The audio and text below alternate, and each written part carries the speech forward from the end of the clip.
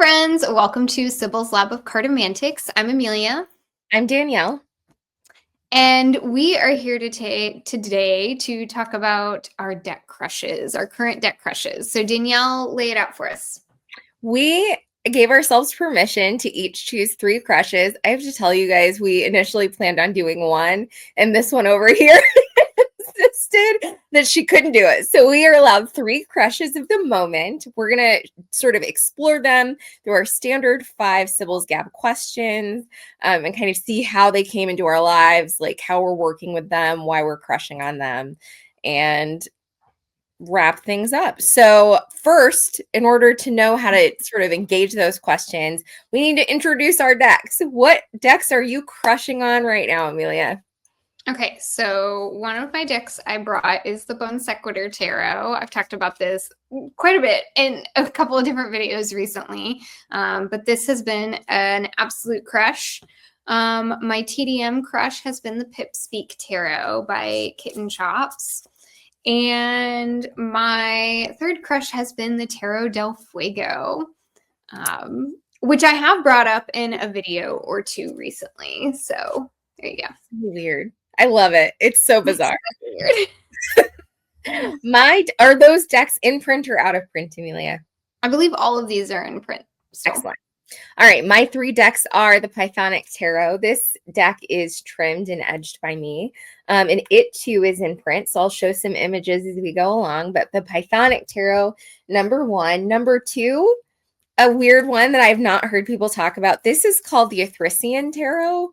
So this is a deck from Etsy. It too is still in print, and I'll share and talk more about it as we go. This third one, unfortunately, is not in print. This is the Augenblick Oracle. I did share the Augenblick Tarot recently, and I'll sort of say more about how this came to be a crush of the moment, but it's been a real pleasure to get it out. So I edged it.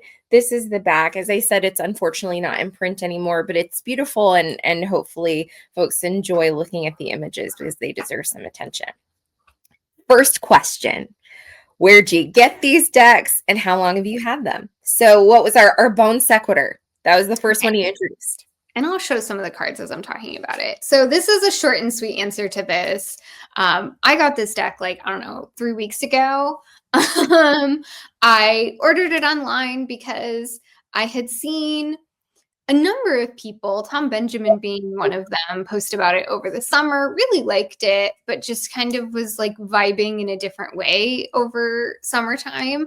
And you got it, really, really liked it. And that kind of sealed the deal for me that like, okay, I need to get this. It just, you know how it is, like the list, there's always a list, and it hadn't quite made its way to the top of the list. And so it finally did about 3 or 4 weeks ago, and I picked it up online from her website. The artist's name is Zephyr Fotenhauer, I think is how you say her last name. It's my best try. And yeah, that's that. And this was a surprise for you. This was a surprise crush. You know, it was I knew I wanted to get it before it went out of print. And it was a surprise that like, as soon as I opened it, it was like, okay, set everything else aside. We're working together. We're having fun. My first one, as I mentioned, was the Pythonic Tarot, and I'll show some images as we talk. I've had this deck for maybe 3 years. Like, I'm not even sure. And where did I get it? I ordered it. I think the creator is in Australia. Now I believe she has an Etsy site, but I ordered it from her website ages ago. COVID was still going on. So like, that's more than 3 years, right? Time is a funny creature. So it was probably in the middle of that whole mess that all of us remember. So we'll talk more about these as we go, but tell us, what was your second deck again? I think the Pip Speak Tarot. I'm going to make that my second deck. So this deck I backed the pre-order. This is the first edition of the deck. I think she has a second edition out now. And I've had it since then. I think it was published in 2023. So that's how long I've had it. I was like, as soon as I saw that she put up pre-orders, I immediately jumped on that. I was already a big fan of Zara's work, who's the creator. I had her Playful Heart Tarot, but actually the reason I was so stoked about this deck was because we met her at Newt's Northwest Tarot Symposium in fall of 2022 was when we met her.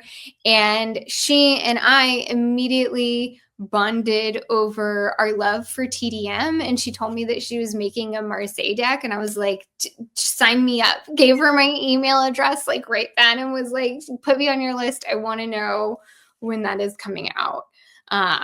So yes, as soon as I saw that it was available for pre-order, I jumped on it. I've never jumped on anything faster. I remember you telling me that was coming and expressing a degree of excitement that was like lovely and surprising. So the Othrysian Tarot, that was my second deck. I recently got this, like within the week I got this. I saw it on Etsy, and it is, as I said, still in print. We'll talk more about it, but it's based on what is the word I'm looking for? Titan mythology. So this is before the Olympians, the parents of the Olympians. It is a Pip deck. I love. Do I see a Pip? You do, and I love its approach to Pips. I actually enjoy the renamings, so it is an interesting one. And the little white book is exactly what I love in a little white book. It's little, but it gets it. I know I'm like breaking the rules. We're gonna say more about these later, but that is it's a new one. I crushed right away. I was surprised. The cardstock didn't hurt. Like you just touch a deck and it sings for the shuffle. It's linen. It's a dream. I'm gonna have some more questions about that one later when we're offline because I actually, so a while ago, Amelia and I did a goddess study, and you worked with the goddess Mnemosyne, the goddess of memory, the titan of memory, and she is the hermit. So I was thinking about you as I was looking through that. Like, here she is for you. She's hard to find in decks. All right, what was your third deck? My third deck was the Tarot del Fuego. So I have had this, it's one of those that you're like, it's been a while. Some years. I've had this since 2015. I'm sure I could go back and go through like, I think I got this on Amazon through like my Amazon orders to see exactly how long I've had this, but I'm fairly certain it's 2015. If not 2016 at the latest, but I'm pretty sure 2015. So I've had this for a very long time. I ordered it on Amazon, like I said, and yeah, I guess that would be more why I'm crushing on it. So I won't get into like what made me pick it up and kind of reignite with it. But 2015, and is this your first round of a crush? No. Okay.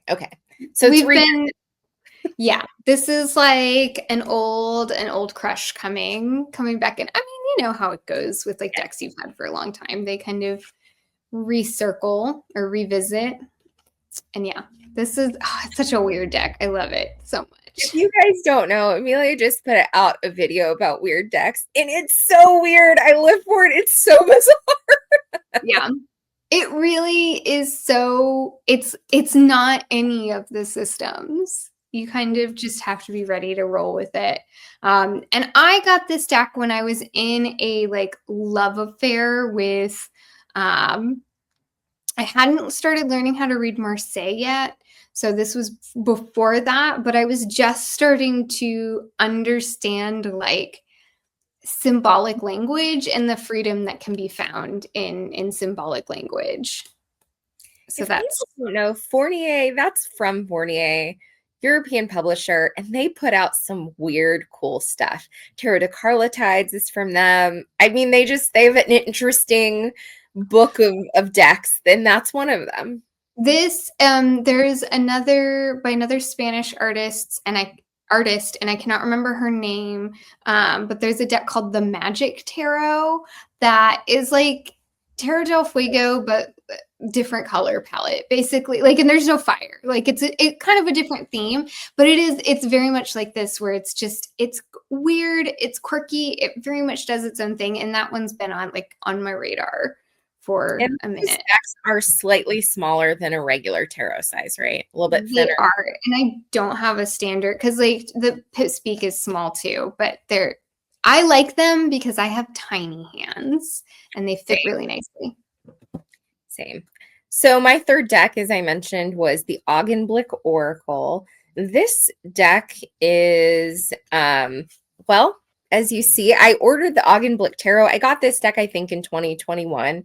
So it was shortly after we were all locked in our homes for safety and doing our tarot on our tables and by internet with our internet friends.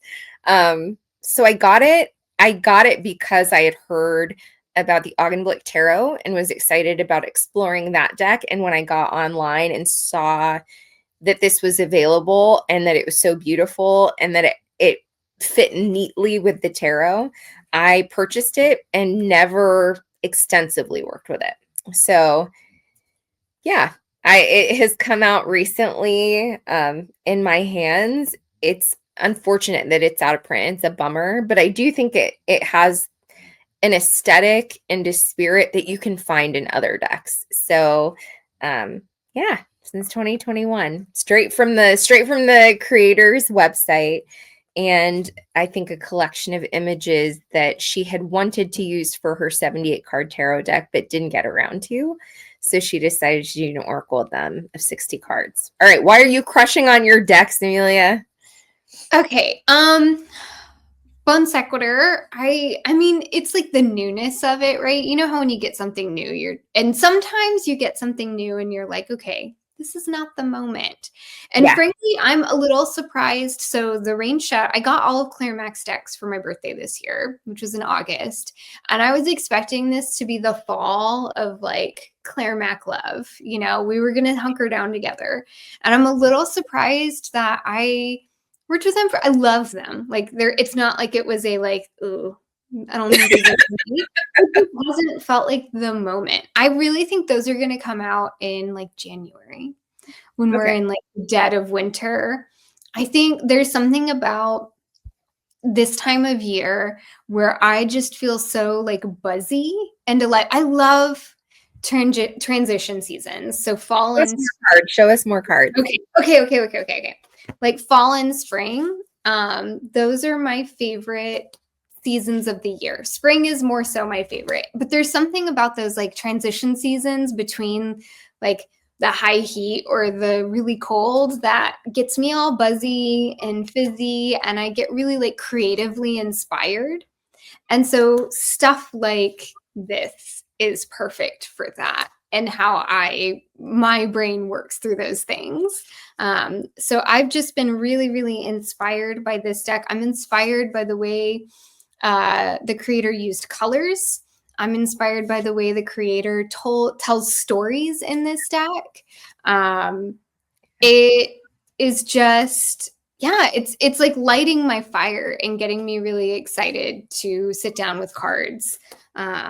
But I've also been able to do some really deep introspective work with it. So in spite of its, or even because of its kind of like neon color palette, I'm able to,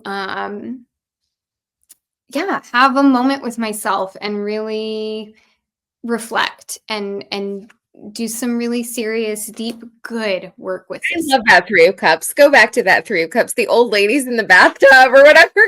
Look for that. In the pool or the hot tub or whatever. You know this is going to be like us. Yes. Yes, it is. In our perfect world.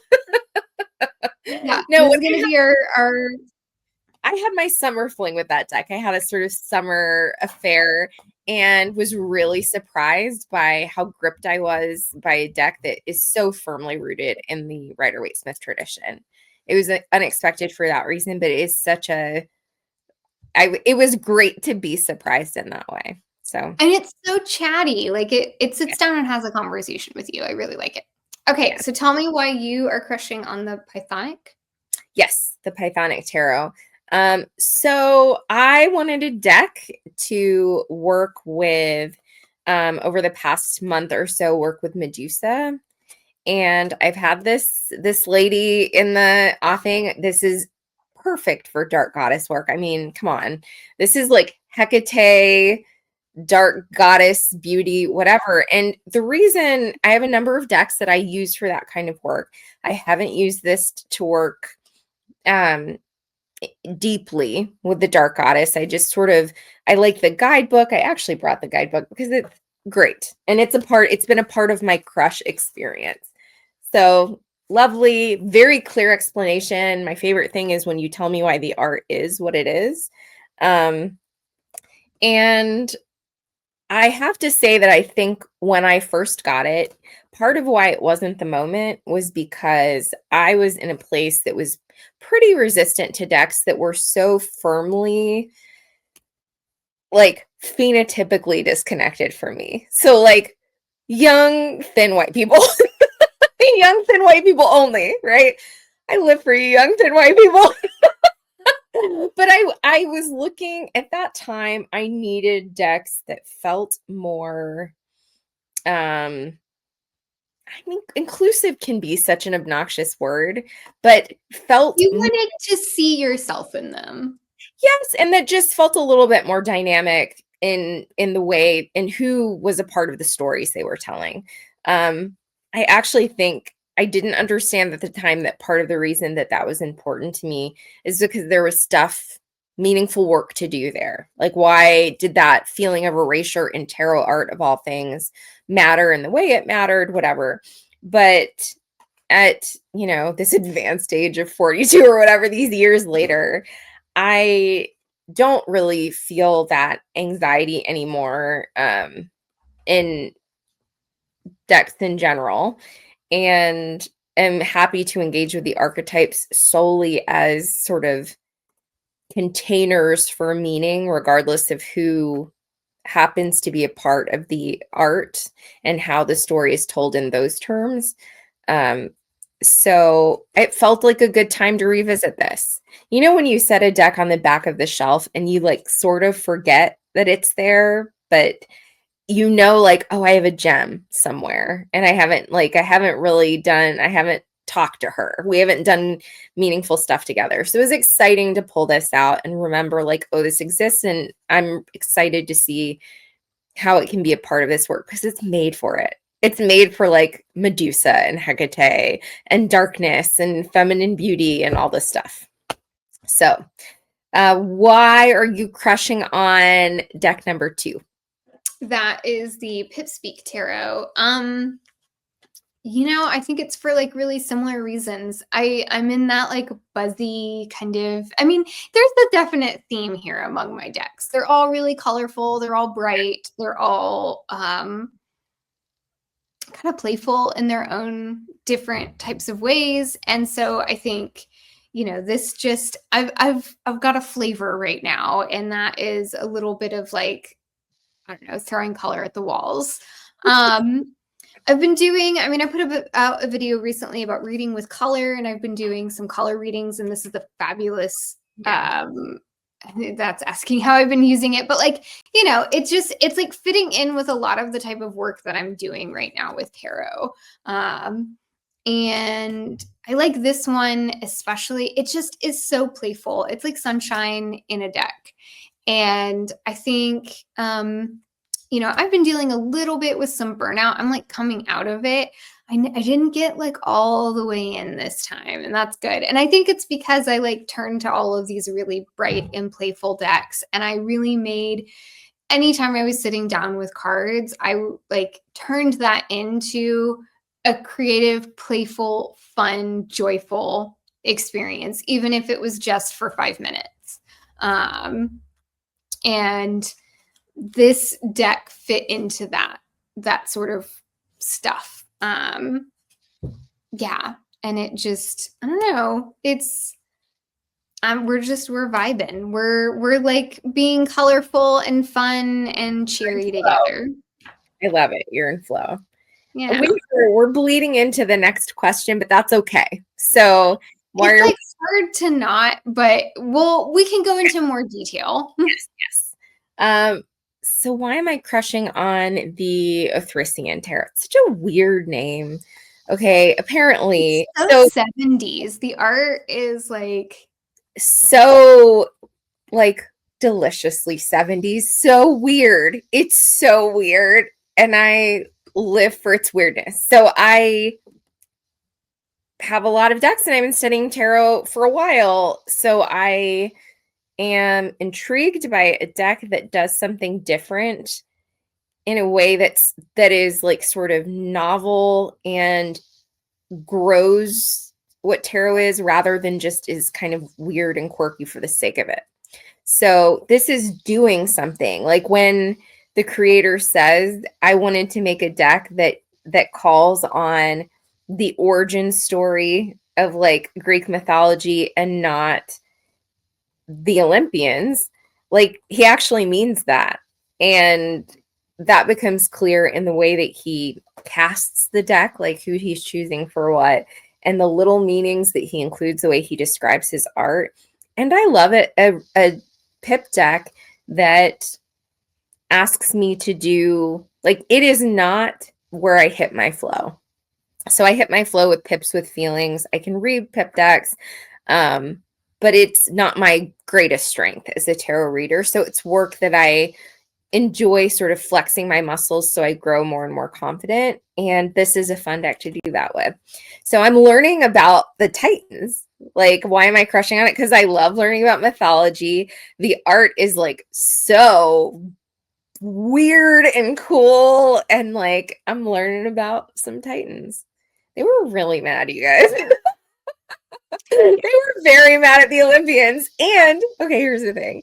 Did you know? I didn't know, and I say I like mythology. I really feel like I should have known that Cronus, so Zeus and the whole group of them, like that dad, also overthrew the primordial god, his primordial father, Uranus, and castrated him. I was like, I didn't know that. Boy, they get really mad at their dads and do something. I know. And meanwhile, the women are just behind the scenes running everything. Preach. I have to say, I love Titan goddesses specifically. I think they're, or Titanesses. I don't think they're considered goddesses even. I don't know what they are. But I love the Titan women. Like they don't have time for your nonsense. They are not here for it. They're just so cool. Yeah, when I did my work in Mnemosyne a couple summers ago, like I learned some interesting stuff about the Titans. I remember we did a meditation, like a guided meditation, and we talked about it after we did it, debriefing it like good, like, scholars and students and nerds of this stuff do. Talked about our experience, and one of the parts of the guided meditation was like, imagine yourself with this figure holding you. Then I asked you what she looked like, and you were like, she's big. You're like, and I was like, what do you mean? She's like, she's a Titan. She's a Titan.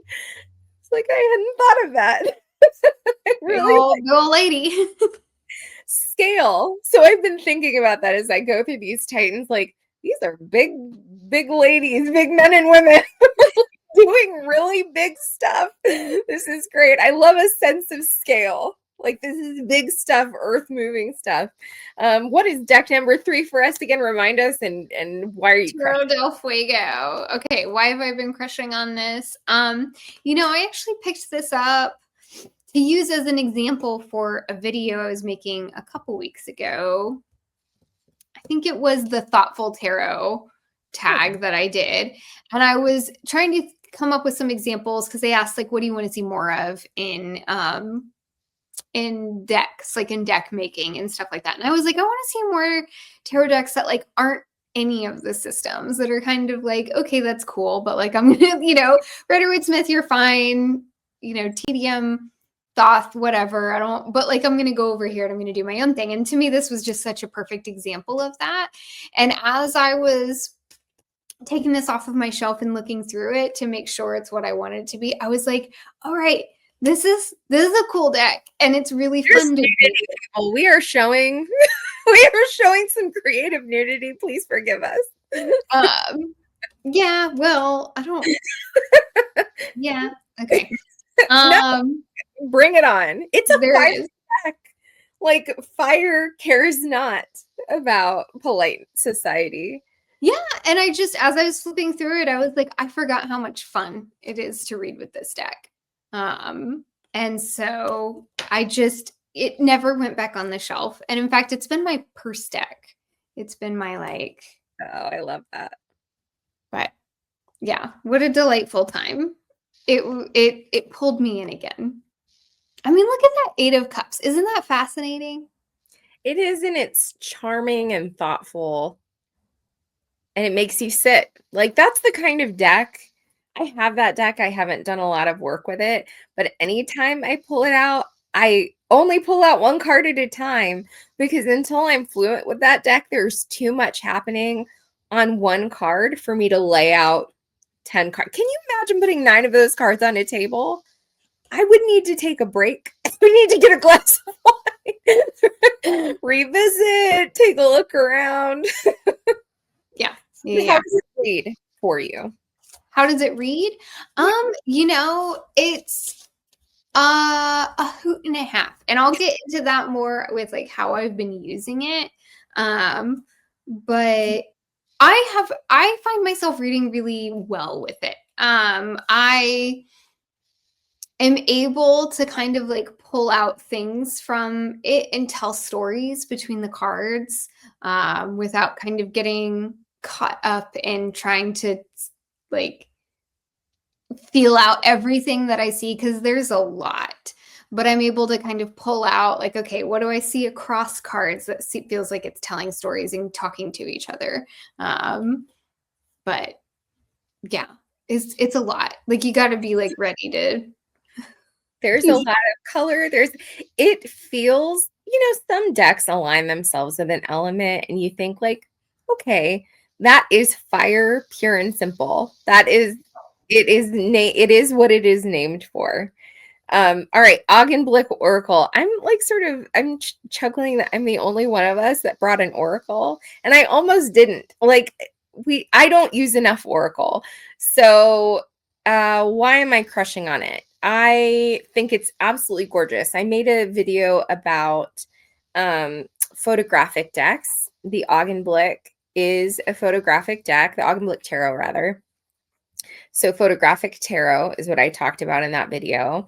And I reminded myself of, as I was sort of showing that deck and talking about it, that these are images from the Library of Congress archive. They're photolithographs between 1890 and 1910. So really specific, like archive that these come from. And I think they're beautiful. And I love the title. There are lots of Oracle decks that have pretty cards, lots of tarot decks that have pretty cards. But pretty image isn't enough. There are pretty images everywhere. Like there has to be something more than that. And I think the titles with these images are like interesting and provocative. And I don't need the guidebook. It's not a long guidebook, but I still don't want to, in general, with an Oracle deck, want to have to pull out a guidebook. The places we stay, like, Ooh. right? The titles, the gamble. As I said in that photographic deck video, what was I saying? Oh, a lot of photographic decks show natural spaces, like really prioritize showing like nature and its beauty. And I love how much this deck leans into closed and constructed spaces, because like I spend most of my time constructed in closed spaces, and I love beautiful nature as much as the next person, but it's not where I find my symbolic home. So I really like the interplay of constructed and natural environments here, and it feels like something to walk into. It's so beautiful. It's so pretty. All right, I'll talk about how I've been using that in a minute, but how have you been using the Bon Sequitur? You said a little bit, but is there anything else you'd want to say about how you've been using it? For some introspective work, I think also this has been my, like, when I want to do just like standard tarot, this is the deck that I've been going to a lot. It's been like kind of my morning journaling has been using this deck for the most part. I've been doing a lot of work with it of like intentionally pulling cards to kind of help illustrate some of my feelings. So if I'm having something like a difficult emotion, or even if I'm just having a hard time like putting words to something, I'll pull cards. Because again, the images are just so illustrative. Like they're evocative. And they tell a really clear story. You can tell this is made by somebody who, at least, I don't think Zephyr is a graphic designer. I think she's a fine artist. But I think, if I remember correctly, reading on her website, like she does some graphic design work. And that comes through in how clear, I think I've shown a lot of these already, but how clear the communication is in her imagery. And so because of that, it makes it really a great tool for when I don't have the words, finding images that can find the words for me. Yeah. This is a deck that feels like you can be tired and talk to her and she'll talk back to you, and not like she's happy to share the load. And like I don't know. There's depth there. Some decks are easier to read when you're at lower bandwidth, but don't have a real depth of feeling. They talk quickly, and that's what you need in the moment. But I felt like that deck really offered some rich stuff, even if I didn't have it in me to get like too in my head, or too like, having to draw on deeper tarot knowledge. It's just a real intimacy with the images. Why don't you share how you've been using your other decks as well? Okay. I can go through pretty quickly. I mean, the Pip Speak Tarot, I've been doing some just like really experimental tarot work, and part of that work has been done with this deck. I've been doing a lot of work with color and kind of really isolating different symbolic languages that I work with in tarot, and playing with just like, if I'm going to just read directionally, what does that look like with these cards? If I am going to read just with line or shape, or different types of symbolic languages, it's so clear in these images. Again, created, I know Zara does have a graphic design background, and so created by a graphic designer, it's very clear what she's done in each card. And so it's pretty easy to do that with this. So this has been my like kind of air play with like, if the Bon Sequitur has been my like water deck, where I go to feel even kind of a little earthy too, like where I go to feel held, where I go to, this deck doesn't ask me to carry a lot. It does a lot of the carrying for me.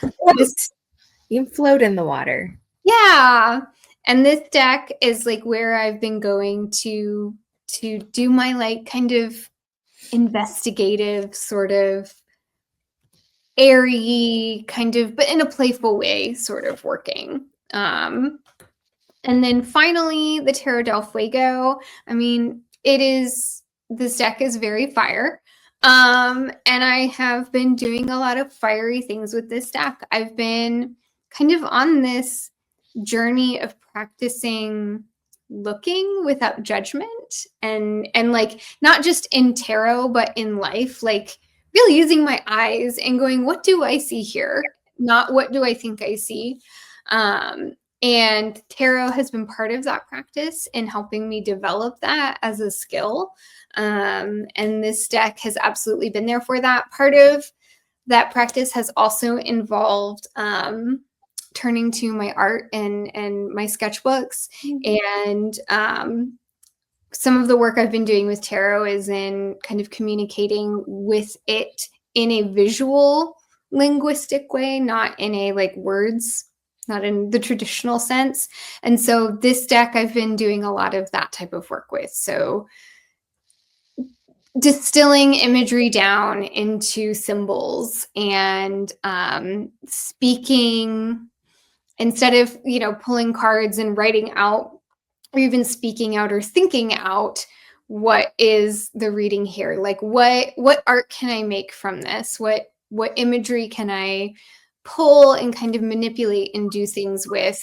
And I've been doing a lot of that work with this deck in particular recently, because there's just so much to pull from. So this has been like really fiery, creative, almost like spiritual beyond words type of work that I've been doing with this. Every single card looks like a Mars card.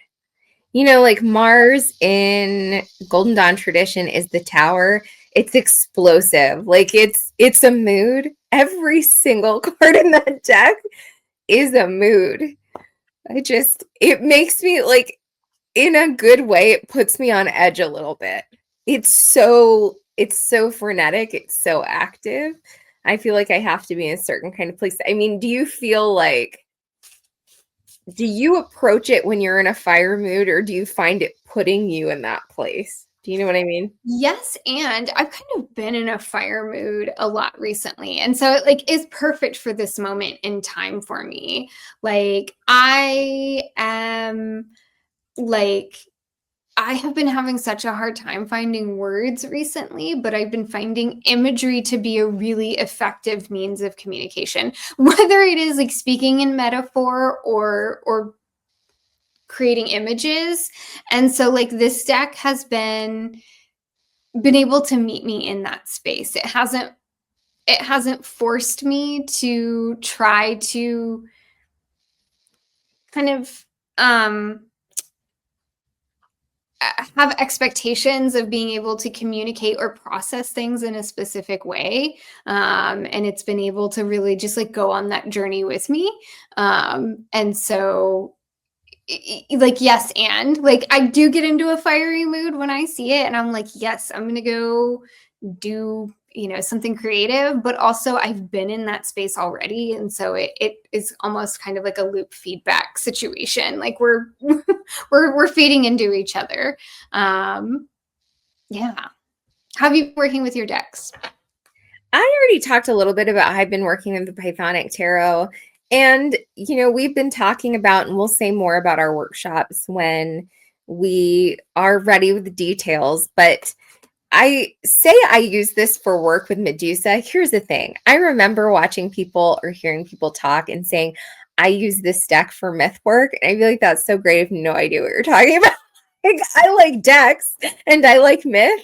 So at some point, people, I will explain what I mean when I say I use this deck for myth work, but I use this deck to work with Medusa and explore her myth and explore her story and my feelings about her story. She is in a dark place, like an actual visually dark place. And she's got a lot of what I think is the mood here. So that's how I've been using this. The Othrysian, I have been using it to, as I said, learn this sort of new branch of Greek mythology that I haven't spent any meaningful amount of time thinking about. And I've been using it to do that at the same time as I play with pips. Just straight up open reading. Like that is, and actually that's what I should say. There are ways of doing pip reading that are highly numerological and stop there. That I can do. But like firmly committed open reading, that's Zen in a way that I continue to need to practice. So this has been good because it is pips. It is not TDM. layout though. It's a very intentional design of these pips. It has very much a clear application of that Titan mythology onto its set of face cards. And it's been very air work in a fun way. Like, it's been an outlet when I just want to nerd out and learn. And I think it's really beautiful. I don't have a lot of decks that have this aesthetic. There's a lot of room and space on the card. So it feels like I have room to just like sit with these simple images. And like, here, this is the messenger of the north, or basically the valet or page of coins. Like, there's not a ton on this card, but there's meaningful stuff on this card, and there's room for me to just sit for a minute and like learn. So I am like, I'm living for it. I'm living. I'm going to have a lot to say about the quirks, the lovable quirks in our next question. But the last question, as far as or the last deck rather, the Augenblick, I am a person who envies people into meditation, just straight up meditation. Part of my pathway into doing something like meditation is imaginative journeying. Like, I'm good at anchoring in pictures. I'm good at anchoring in prayer, chanting, like that kind of stuff. These images I've been using with the keywords, or the title rather, to do some journaling, and then just sort of like meditation, you know, doing some journaling with the market hall, and then sitting and closing my eyes. And what is it to be in this place? What is it to explore this meaning in this place? Or meet the people? Like, what is it to meet this fisherman? These images, I think the coloring of the photolithographs evoke memory. It feels like visiting memory in this really beautiful way. So yeah, that's how I've been using it. But our next question, as I mentioned, go ahead. Hold on, question. So if the work with the what's that second deck? I forget what it's called. Othrysian. It's a weird name, right? I mean, I'm not Greek, so so if your work with the Othrysian Tarot has been air, what elements would you associate with your Augenblick in Pythonic? So I would say the Pythonic is, oh man, is a kind of combination of fire and earth, because like there's something deeply underworld about it, right? It is the chthonic deck. It's about the underworld, but it's about like spirit and power and beauty and monstrosity in these really ephemeral, archetypal spirit fire ways. So I think it looks at the kind of tension and merging of those things. So, and that's, I always need to do more work with earth. That is the element I probably struggle with the most. So there's something for me to dig into there. But this is definitely, you know, the Augenblick is, I didn't like intend to do this. I have a little fire, I have a little water, I have a little air and earth, but this has definitely been water. I mean, so I've mentioned before, I was born in the Azores. So I was born in Portugal, but on the islands. And we have some pictures. I'm not quite old enough for our pictures to look like this in their coloring, but they look more like this than they look like the pictures on your cell phone. There is something, and there is something, you know, I've spent a lot of time, I lived in Europe and I spent a lot of time in Europe. A lot of these are very old world locations, and it feels like evocative in a not just a remembered way because of the coloring and the images. Some of this, I feel like I remember these spaces or spaces like them, like a cave from from Tercera Island or something, you know, like there's something that feels like a water home, like going into the depths, like the depths of the moon that aren't scary, but are just like, go in deep. Do you remember when? I really love the moon card, people. We should talk at some point about my affinity for the moon card and my anger with people who have deep resistance to that card. So that is the moon card and its beauty and its water. But lovable quirks, lady, tell us about the lovable quirks of your decks. Oh, do you want me to just go through all of them? Sure. I mean, I think the biggest lovable quirk with the Bon Sequitur is going to be the shape of it. Like it's square, and either you love square or you don't love square. I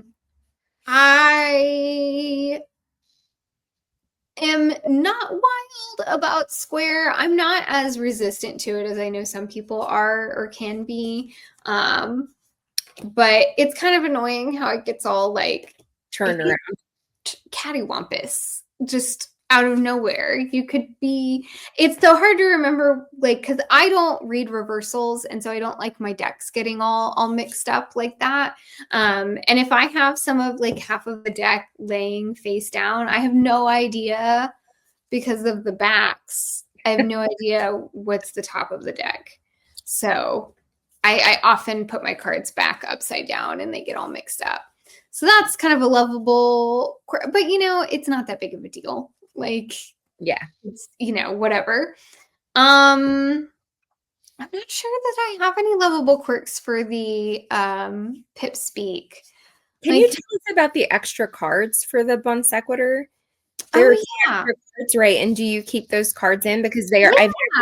I think that's something that's a lovable quirk. Okay, so let me see if I can pull this out. So she has 2 strength cards. One is fortitude, and I keep both of them in because I think they are different. One is fortitude, which to me harkens back to like OG TDM force as strength.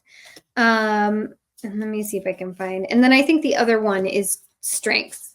And then she has. There are 2 extra cards. One is called the Labyrinth, which I just read as like a labyrinth. This is the card of going within, right? And doing that journey. And then the other card is Eros. And to me, and based off of how she wrote about it in the book, Lit as well, the Eros card is almost like a returning. That idea of going back to a primal nature. And of course, I can't find it. It was like the 5th from the bottom. So that's Eros, the garden. And so beautiful. It's so beautiful.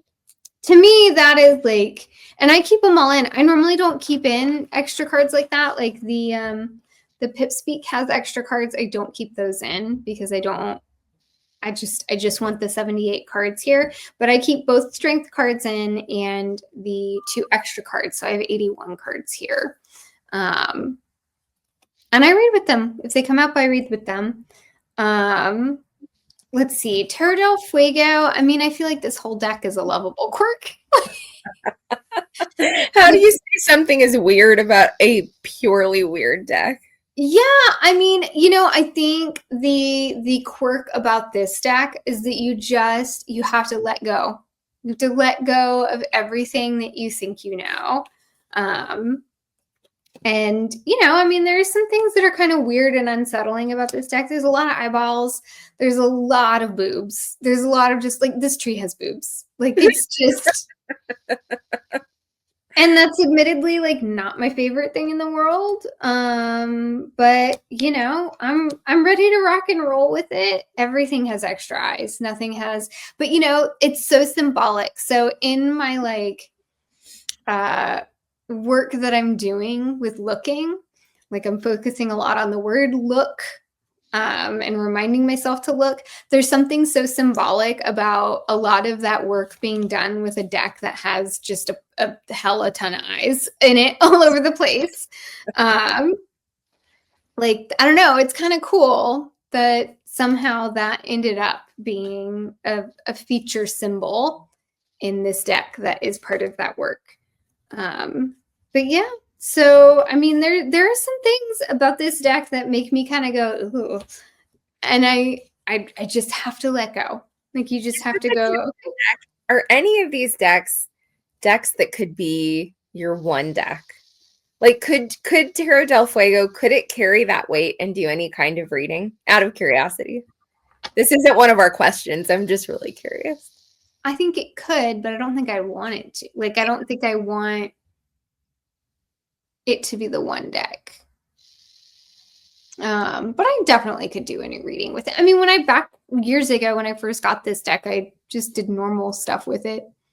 I didn't do anything. The things that we did with decks before we knew that there were lots and lots of decks. Yeah. That poisonous knowledge. Yeah, I think that's what I've got. What are your quirks? So it's a small thing and I don't hate it, but the Pythonic Tarot has renamed suits. So there are wands, what is it? Chalices, blades, and crystals. I don't love there are lots of decks that have crystals as a suit, and I've seen it in different categories. Like, I've seen crystals as wands, I've seen crystals as swords. Actually, I showed a deck some time ago that had crystals as swords. Not my favorite. But I've grown to be charmed by it, actually. Like, there's something charming about its insistence on the atmosphere. It's almost like it couldn't be called discs or it couldn't be called pentacles. This is a different world. Also, the other decks I think are just beautiful. I don't have any resistance to any of that art, I would say. Some of this art I don't love. I have to say, like,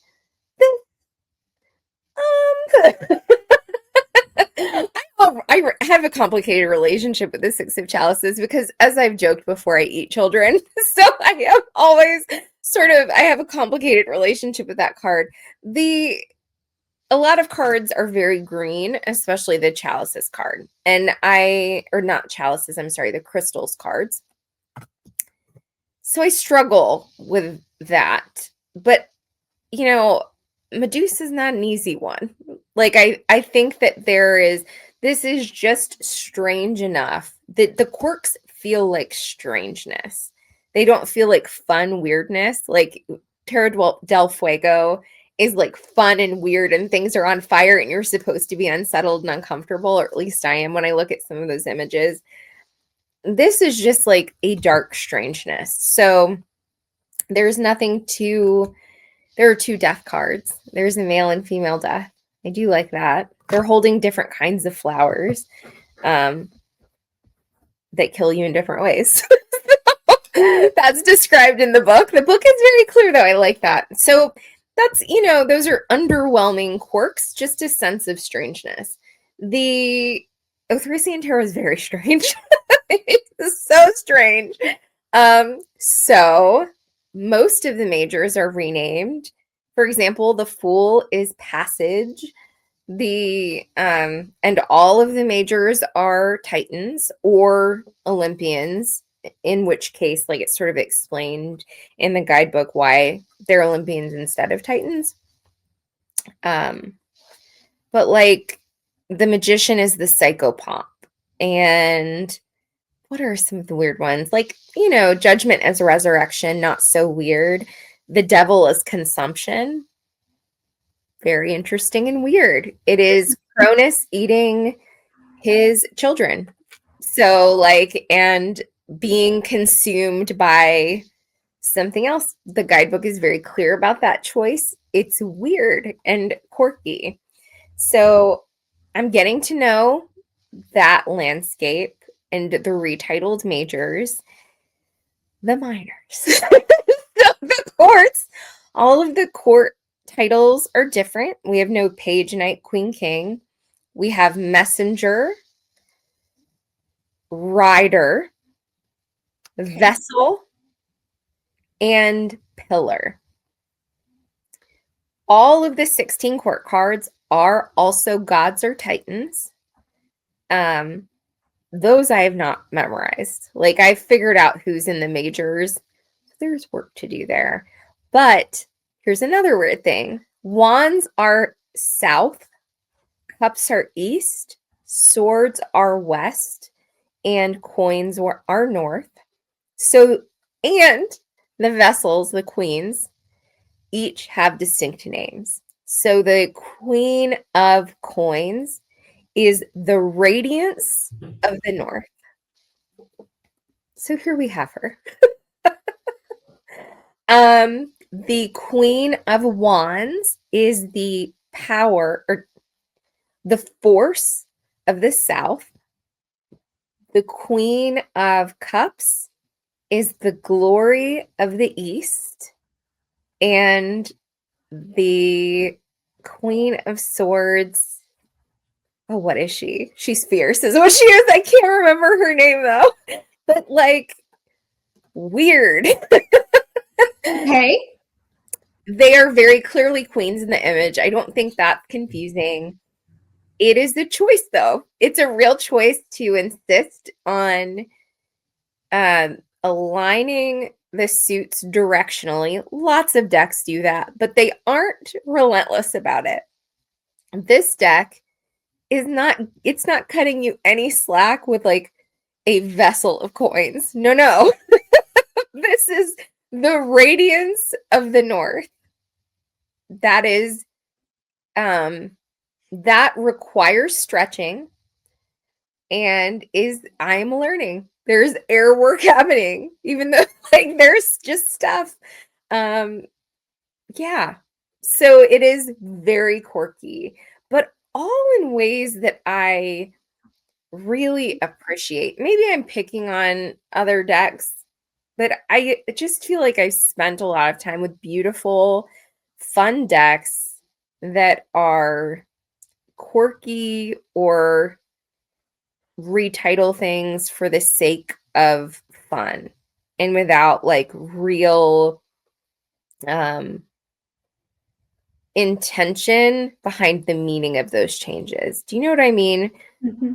So, and that's okay. But when it has like a really like a depth behind it, like a real energetic, like, no, you're going to call this the radiance of the north or nothing at all. I really love that. So justice is order, and this is the goddess Themis. And I'll show Hecate, the priestess, and then wrap up. So the lovable quirks, I'm like dismissing Augenblick. I love that oracle. There's not anything. It's an oracle deck, and it's a non-system oracle deck. So in as much as like we know oracle decks that are titled and not systematized in some way, it's not quirky, it's just itself. I do have the guidebook here, and there are categories that I pay no attention to. But here are the categories that she has put these different cards into. The places we visit, the people we meet, and the people we are. So that's one category. The people we meet and the people we are. The ideas that shape us, the world outside us, the world within us.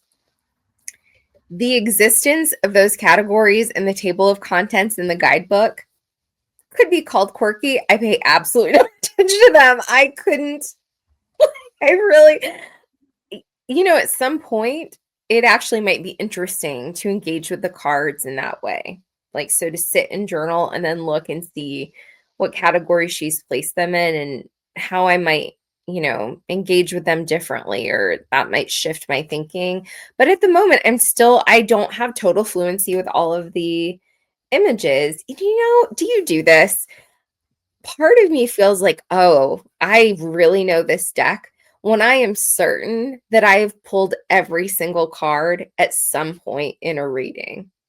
Like, I've used this deck so much that there's not a single card here that has just never come up. I am not anywhere near that point with this deck. Like, yep. So like, yeah, So there's some work to do, and we'll get to the quirky categories at some point. So our last question, and this is like a really intense one. We can whisper it if you don't want the decks to know. Do you think this will flame out, or is it a love affair? How intense and long-lasting are these crushes, Amelia? Okay, Bon Sequitur, I think this is one I don't think it will flame out, but I also don't think it will be so much at the forefront of my practice all the time. I think this is going to be a great deck to have on my shelf when I want to do deep work, but I don't want to have to do a lot of the heavy lifting of reading. This will be a deck like this will live with like the Tarot de Saint Croix for that, as well as the like Moon Baby, right? You know, like those types of decks. I think this will also be a great client deck. Yeah.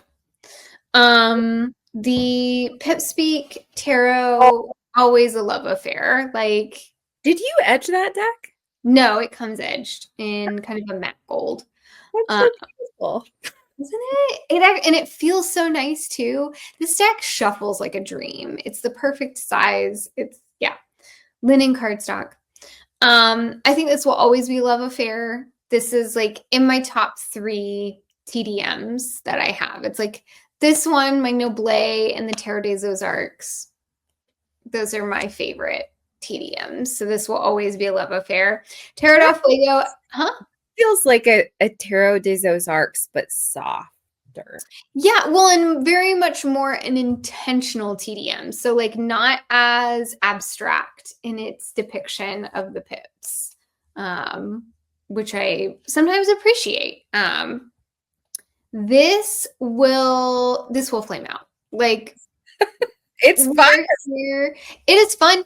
And you know what? Like I said, that my work of looking and like engaging with visual language and visual experience and like really tapping into that sensation, I am loving it. I'm having a great time. I'm also doing some really deep work with it. So like as quirky and weird as this deck is, like it's leading me to some really meaningful places.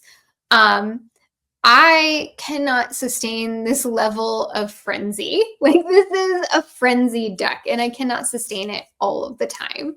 This will flame out. It will go back on the shelf to come back out at another time when I am at this height of chaos.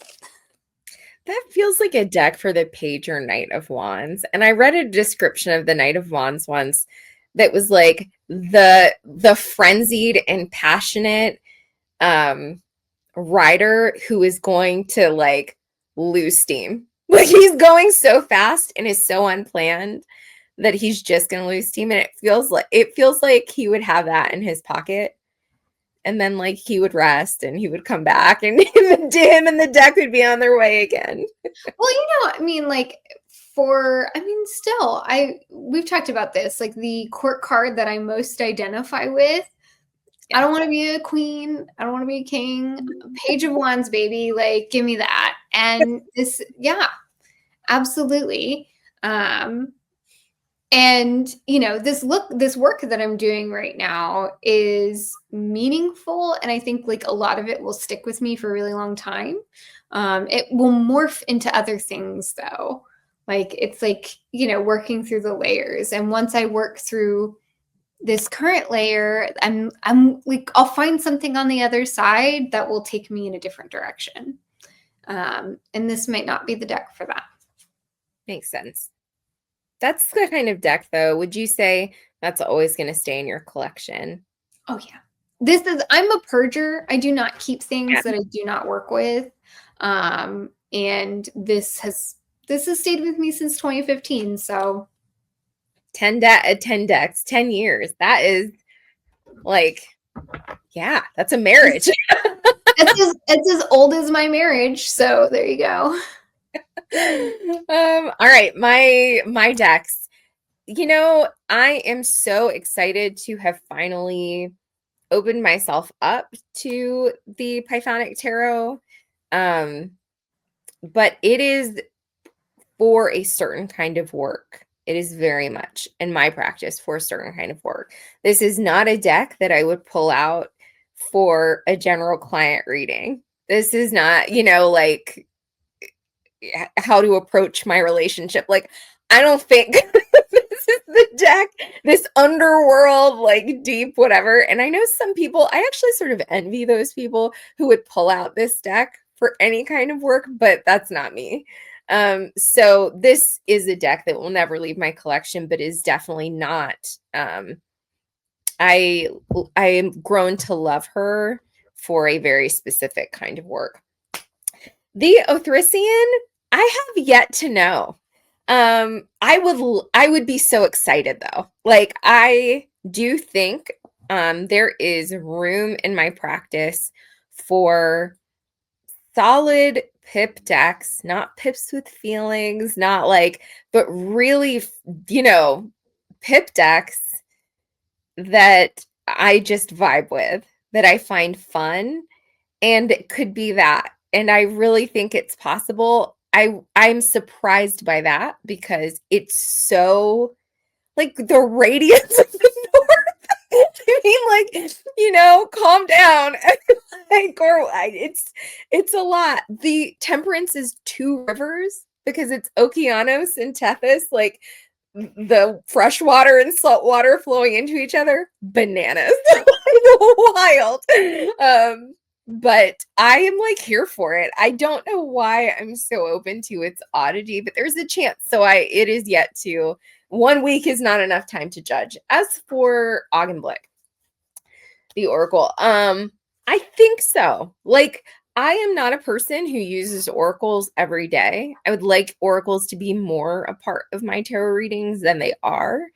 And this is definitely one that I'm going to keep on my table. So I want to, insofar as like any oracle becomes an oracle that is one that I have a love affair with, I really do treasure that deck. It feels very special and important and coming from like a really meaningful place. And when I talked about her tarot deck, I was sharing how in her guidebook she explains that she survived cancer and then had a period of what is it called when you lose your memory? Amnesia. She had a period of amnesia. Then she recovered from both of those and then made the deck. Like, there's a lot that is behind the story of this deck, and it feels like home in a really cool kind of way. So, yeah. We like to close with a question on this channel for us and you. And our collective question today is, we kind of talked about this. We were trying to figure out what the good, right fitting question was. And Amelia pointed out, and is really right, that these become crushes and flirtations because we are open to something different.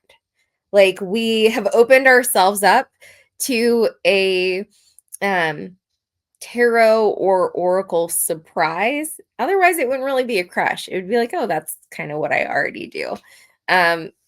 So with that in mind, we were talking, and tell me if I'm getting this phrasing right. Like, how can we open ourselves up in our practice, open ourselves up to like tarot or oracle in a visual way, or how would you frame that question? How can we still open ourselves up to a little bit of flirtation in our tarot practice? Let's be a little cheeky. Okay, what deck do you want to see me read with? What do we want to do? Why don't you? I'm going to use Augenblick Oracle because we have never once used an oracle deck, I think, to do our reading. So we've used Mildred Payne. Oh, she's fierce. I forgot about her, and she'd be mad that I forgot about her. Okay, so what among your decks do you think would like talk to this one? Who are we talking to again? We have the Pip Speak. We have Tarot del Fuego and Bon Sequitur. Well, this is not at all fire, and I feel like it wouldn't like fire. I'll use the Bon Sequitur. Why not? You know, water and fire are quite understandably ill-dignified. They do not get along. I feel like the computer would explode if we put two of these next to each other. The computer would explode if we put two Tarot del Fuego cards next to each other. All right. So let's see. How can we open ourselves up to flirtation? Like in our tarot practice or in life. I don't know. Somebody's partner is going to walk in the room like, who are these people? Talking to you. All right. I got the climb. I've been working with this card lately. I got the Four of Swords. Okay. Let's sit with this. Your deck is awake with those colors and mine is taking a nap. Well, I was even thinking about like your decks being so like just tonally really like internal, yes. And mine are like, wow. That's why we get along. I've been working with this card a lot lately and journaling about it. This is about process, about being at the bottom. Like it being a climb means you're down at the bottom and you are like, I don't like walking upstairs, people. I am in terrible shape, but I don't know that anyone loves walking upstairs. It doesn't look fun to me. I don't love her. I don't love that. So there is a lot ahead of us. There's not like cool stuff to look at from these stairs. It's just the grind of getting from bottom to top. So how does that speak to our Four of Swords? I mean, I think there's like, instead of focusing on just making it to the top, like take your time. Like you don't have to grind your way. And I like even see a little bit of reflection here with this like star as a central, like at the top, focus at the top of this card. Like in your card over there, we've got that kind of upward and central movement, like, but our person here is just hanging out in a hammock. Like they're not reaching for that star, they're not in a hurry to get anywhere. And I think there's some of this that's like, take your time. You don't have to move at a breakneck pace just for what? Like there's no time limit on any of this. I like that. So the climb is great. The climb in your practice is great, but maybe like reconsider pace this week and like get it. I love a hammock. I've only been in a hammock like twice on vacation and I felt very woman of leisure. You should get a hammock. I have a hammock in my backyard. It's nice. Yeah. I visited you. You did not show me that. It's back there. It's back there. I got it for Mother's Day one year. That's very sweet. Good gift. All right, friends. Amelia, take us home. All right. Well, thank you so much for joining us as we talk about our deck crushes. And thank you to Danielle for letting me be a little bit promiscuous. I couldn't pick just one. I have a few. I got a text, people. She sent me a text saying she couldn't do it. I know. I was like, do I have to pick one? Okay. So yes, thank you for joining us. We're so happy. Let us know in the comments what your current crushes are. What is your flavor of the moment? We'd love to hear about that. As our TBR list can get as long as we need it to be. Remember, it's not about the destination. It's about taking your time. Yes, so let us know your crushes. And of course, we'll include all of the information for these decks, as well as where you can find us on social media and where you can book us for a reading or a mentorship. We'd love to do one of those for you. So if you find yourself looking for somebody to do a reading, we'd love to be your destination. Until next time, friends, though, we will see you in the lab. Bye.